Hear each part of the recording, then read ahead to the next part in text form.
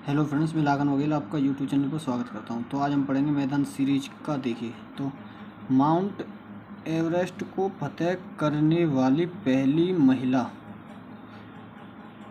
कौन थी? तो पहली महिला थी जुको तबई। कहाँ की थी वो? जापान की थी। ठीक है, 1975 में उन्होंने फतह हासिल की थी। अब आपसे पूछे जैसे पहले व्यक्ति कौन थे, तो वो कौन थे? एडवर्ड हिलेरी और तेंजिंग नॉर्वे, जिन्होंने 29 मई 1953 को फतह हासिल की थी। ठीक है, और पहली भारतीय महिला पूछे तो कौन थी? बछेंद्री पाल।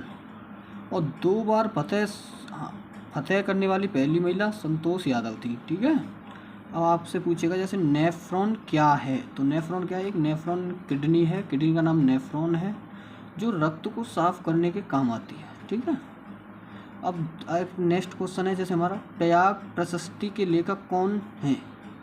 तो प्रयाग प्रशस्ति के लेखक कौन है? हरिसेन। जो प्रयाग प्रशस्ति किसने लिखी है? संस्कृत भाषा में लिखी हुई है। और किसके शासनकाल में थे जो हरिसेन थे? वो समुद्रगुप्त के शासनकाल में थे। ठीक है, अब आपसे पूछेगा नेक्स्ट क्वेश्चन जैसे आरबीआई किस ब्याज दर पर बैंकों को कर्ज देती है? तो वो कौन से पे देती है? रेपो दर पर। रेपो दर पर मतलब जो हमारी आरबीआई है जो बैंकों को कर्ज देती है। शुष्क बर्फ किसे कहते हैं? तो शुष्क बर्फ किसे कहते हैं? हम CO2 को कहते हैं।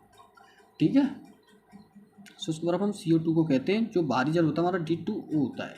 और नेक्स्ट क्वेश्चन है सर टॉमस रॉ किसके शासनकाल में भारत आया? ठीक है, तो सर टॉमस रॉ किसके शासन में भारत आया? तो सर टॉमस रॉ 1615 में सर टॉमस रॉ जहांगीर के शासनकाल में आया था, तथा 1599 में ईस्ट इंडिया कंपनी की स्थापना हुई थी। और 1608 में कैप्टन हॉकिंस ने जहांगीर की अनुमति से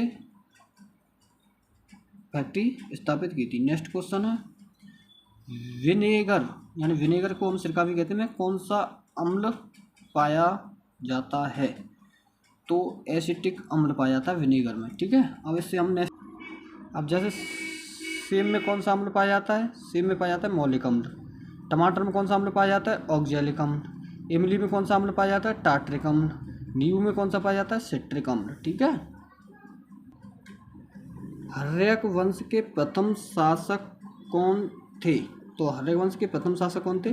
संस्थापक बिंबिसार थे, जो 544 BC में स्थापना की थी, तथा राजधानी थी राजगृह। और इन्होंने जैन धर्म के अनुयायी थे। ठीक है, और हर्यक वंश का अंतिम शासक कौन था? नागदशक था अंतिम शासक। ठीक है, किब्रुथु कहाँ स्थित है? किब्रुथु कहाँ स्थित है? किब्रुथु है कन्याकुमारी। किब्रुथु अरुणाचल प्रदेश में स्थित है और कन्याकुमारी साउथ में स्थित है। ठीक है, सार्क में कुल कितने सदस्य हैं? सार्क का मुख्यालय काठमांडू। देश हैं 8। कौन कौन से? अफगानिस्तान, पाकिस्तान, नेपाल, भूटान, बांग्लादेश, मालदीव, श्रीलंका और भारत। हर्षचरित पुस्तक के लेखक कौन है? तो हर्षचरित पुस्तक के लेखक कौन है? तो हर्षचरित के लेखक हैं बाणभट्ट, जो लिखी है वो कादम्बरी लिखी है। ठीक है, दरबारी किसके थे? हर्षवर्धन के। इनके शासनकाल में हैंसोंग आया था। पुस्तक थी UK। ठीक है, धन्यवाद। यूट्यूब को सब्सक्राइब करें, मेरे चैनल को सब्सक्राइब और लाइक करें।